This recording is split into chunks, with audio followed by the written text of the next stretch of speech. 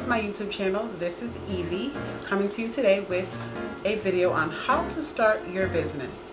So I've compiled certain things you need that are completely necessary to start your successful business. So if you want to see what those things are, just keep on watching. Okay, so the first thing about starting a successful business is organization. You need to be organized. You need to have all your thoughts and ideas in one place. So the first thing you're going to do is create a business planning binder. Okay? So in that business planning binder, you're going to start off with your idea. What is your idea? What is your business? What are you trying to do in your business? So first things first is the name. You need a name. What are you going to name your business? That's first things first. And then you're going to write a mission statement. If you keep seeing me look down, I have my notes, so I want to make sure I cover everything for you guys, okay? So you need your name, then you need a mission statement. What does your business stand for? When you have a mission statement, this helps you keep along the lines of all things in your mission statement, okay? This keeps all branding set at a certain level, okay? So after you've started your mission statement and you've completed that, you're going to need to estimate the cost. How much is it going to cost you to start this business? Not to fully run it for 3-4 years, but the initial startup cost. What does that look like? Okay, so if you have product or you have t-shirts or whatever it is you're selling, journals, you name it, whatever it is, how much is it going to cost you to start it? All right, so that's supplies, that's your shipping things, that's your product packaging, all of that. How much is it going to cost you to get this thing off the ground? You need that estimated cost so you know what steps to take next, okay? So then you want to research your target market. So many people start businesses and have no idea what their target market is. What is the target market? The target market is, who do you want buying your product? Who does this product appeal to? What age bracket is this product for? You have to know that in order to market the proper way to your target market, okay? That's why it's called the target market. All right, so the next thing would be to research your competition. There are so many businesses out here that are already up and running. You want to research them. Their goods, their bads, their uglies, the reviews on the business, where they can improve at, so that you know what mistakes not to make. So when you research your target market, you're always going to research those that are online as well as in your local neighborhood. You want to make sure that you cover all your bases when it comes to your competition, okay? So now, the things you will need, all right, to really get this business started. You're going to need a trade name. You're going to need, wait, let's go back. What is a trade name, right? A trade name is the way you register your business with the city that you live in, okay? That right there tells everyone else that you exist, okay? That's how most loan providers and all those people make sure your business is legit. All right, so first things first, the thing you'll need is your trade name. Then you need to go into what licenses or permits do you need. Some people, some places, some cities, some states are all different. So that's one thing you have to research. In your local state or city, what is needed as far as licensing, okay? The next thing, are you going to use your an EIN or your social security number? You need to differentiate what you're going to do in the beginning, because an EIN you can use in a full running business. You can also use your social security number and have a DBA. A DBA is doing business as. So if it were me, it'd be Eviani Roy doing business as Flawless Makeup by Evie, okay? And then I'm able to use my own social for tax purposes. Okay, so next thing you're going to need is a business checking. And the reason why we started off with the registered trade name is because that's the only way you need a business checking, right? So you have to have those certificates and documents to achieve and grab a business checking. So you want to always separate your business money and your personal money for suing purposes. You don't want anyone to ever be able to sue you and have access to your personal assets. That's why you have a business checking, okay? So now that you got all those things, you're gonna need a business email. You wanna make sure your business email has the name of your business in it. Don't use any personal emails or anything like that. You want a business email, all right? You also want a domain name. So when you pick out the name of your business, you always want to Google that name to make sure it doesn't come up anywhere. You want to separate yourself from everyone else. So you're going to need a domain name, and just check if the domain name is already taken. So then you know what to do as far as your name of your business, okay? Then that's when you roll into social media.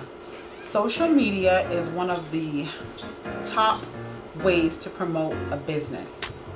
Without social media in this day and age, some things are hard to accomplish. So social media is the way you're going to get your product or service in front of millions of people. So having an active social media account for your business, not just running your business not just running your personal social media and just putting in some business things. No, you want to separate the two because, right? Of course you're going to ask because. Why do you want to do that? You want to separate the two because you literally have about 5 seconds of a person's attention to capture them, to pull them in. If they have to see pictures of your dog or your kids or your brother, your sister, your mom, they're probably going to click off because that's not what they were looking for. They were looking for your product and your service. So you always want to separate the two. So now that you have your social media out the way, you're going to need a way of processing. How are you going to process your payments? Are you going to use Square? Are you going to use PayPal? Are you going to use Shopify? What are you going to use? And when you choose these things, you want to choose them based on how much percentage are they getting paid versus how much percentage are you getting paid. Choose the right product for you. Also choose the right product that has certain freebies with it, that some offer a free website, like Square. They offer a free website. So you can start there, and that's where you start your business with almost minimal to no money, all right? So those are the first things you're going to need. Those are just like, you need those. You can't start without those, okay? So I hope this really helps. Now that we have all of that out of the way, brand development. All of these things that I've mentioned in this video are things you're going to need before you launch, okay? Don't launch without these things because then you'll be scrambling to get these things in place once your business is already taken off, okay? So, brand development. What brand development is? Making your brand stand out. Making your brand you, who you are, and it should scream as far as color, whatever it is that makes your brand, that's what brand development is. So, a logo. A logo is definitely necessary for brand development. When a person sees a logo and it has brand development as far as anytime a person sees those two colors together, they're always going to think about you. So anytime you think about, let's take McDonald's. Anytime you see a yellow M, it's always going to bring you to the thought of McDonald's. So that's why you want to have brand development. All right? So get your logo. You want your logo to scream creativity. Whatever it is you're selling, you want it to almost back that. Okay? So whatever you're selling, if you're having t-shirts, whatever it is, jewelry, you name it, make sure your brand is in line with what you're selling. And your logo is in line with what you're selling. All right? So next is create business cards. So many people think that business cards are like the old age thing. Oh, we only did business cards way back when. However, when you meet and you're networking, your business card is what speaks for you after you're gone. So you need a business card. If a person is interested in your business and you're just meeting them on the street and you're talking to them, yes, you can exchange social media links. Like the world we're in now is all social media, but not too many people are on social media like that. So you're gonna need a business card. You want your business card to stand out, and almost a thought as if you were to throw your business card on the floor in the middle of nowhere or the street, and a person be walking by and they're like, what's that? Your business card has attracted them, and now they want to pick that business card up off the floor and see exactly what it is. So your business card is needed. You can gain and also lose people by not having a business card. All right. The next one is your website. So now that once you've gone through and got your domain name, you need to build a website. Whatever the website is, far as a product or a service, you want it to go along with your brand. So if your logo is yellow and teal, okay, you want to be able to see those colors in the website. You want that to just scream in the website. You want everything to go along with that theme, so that when people see those two colors together, they're automatically going to think of your business. Your business will stay relevant if you stay consistent with your brand development. Okay? Now, social media branding post. What does that mean? The same way I said your website should also be color coordinated to your logo, the same way your post on social media should also do the same. Okay? So if, let's say we have MAC Cosmetics for instance, their logo is black and white, their website is black and white, their packaging is black and white, everything about them has those two colors, black and white. So that's what I mean when I say branding. So when you see a post on their website or their social media, you're probably going to see that black and white. So just keep in mind that you want to stay along the lines of your logo and your brand identity. All right? That right there will help you separate yourself from the rest. Now that we have gotten brand development and how the things you need to start your business and how to start it, now we need product development. Whatever it is you're selling, you need to develop all the things about the product and around the product before you launch the product. It's almost like if you didn't do this part and you have your product and you have a website, but you haven't figured out how to ship the product. So you got all these orders and now you're scrambling on how you're going to ship them. That right there will set you back. So product development is necessary. And what I mean when I say product development, that's creating your packaging. How are you going to package this product? So if you sell t-shirts, are you going to sell them in the clear plastic bag that just has a little glue thing and that's how you're going to sell them? Are you going to sell them in tissue paper wrapped up in a bow? However you decide to sell your product, you have to create the packaging. You have to have all your ducks in a row for that packaging to go out when they're bought on your website or hands in hand, brick and mortar. You're going to need that packaging. The next thing, photographs of your product. I know so many people that have product but don't have product pictures that will grab your attention. You're going to need product pictures. Now, of course, you can, repost the product pictures that when your clients buy and they take a picture, but for a proper, successful website and social media, you're going to need some good product pictures. So then the next thing you're going to need, you want to order the necessary supplies. So if you're going to be shipping out your products or giving out your products in bags, if you're going to be shipping out in bubble mailers, all of those things have got to be in place before you launch. You would hate, it would be devastating to actually have all of these orders and none of this in order, okay? So you want to have all of that in place.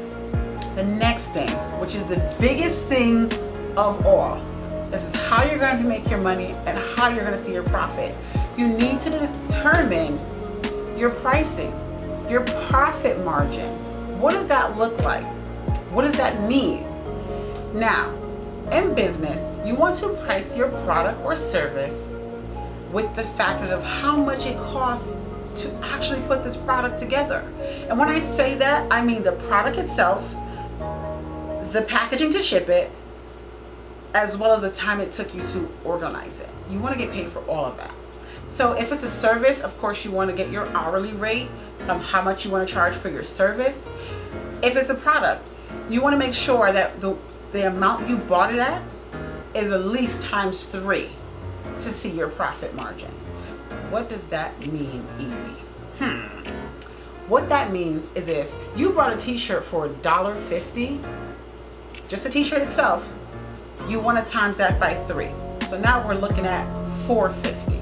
Because with that one t-shirt, you want to be able to replenish at least 3 of those t-shirts. You want to be able to buy 3 of those t-shirts. So of course you're going to times that initial cost, the $150 times 3. Then whatever else you put on that t-shirt, you're going to have to factor that price in times 3. So when you see people selling t-shirts for $30 or $40 or $15, some people might think that's too much. However, it all depends on how much that person paid for the t-shirt, how much they paid for the packaging to package that t-shirt and get it to you, and how much they paid for the actual printing of what they were absolutely giving you. So all of those things are taken into account when you start to price your product and your services. So don't cheat yourself. Make sure you do the math and how much that will cost. Okay? That is a big thing. So to wrap it up, this is how you start a successful business. I hope all of these things that I have compiled into this video has helped you to get organized, to stop procrastinating, and to finally, once and for all, start your business. It's important to you. It will be your baby. So you need to go at it like you're fighting for your life, because this is what it is. You really want this to work, you have to fight for it. If you do 40 hours at your job, you can do 40 hours for your own business. Put into yourself, invest that time, and it will happen. So again, if you like this video, please like, rate, comment, subscribe.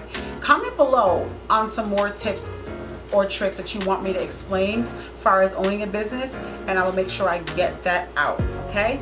Thank you so much for tuning in, and thank you so much for watching. Again, if you have any questions, please comment them below. And until next time, stay safe, stay blessed,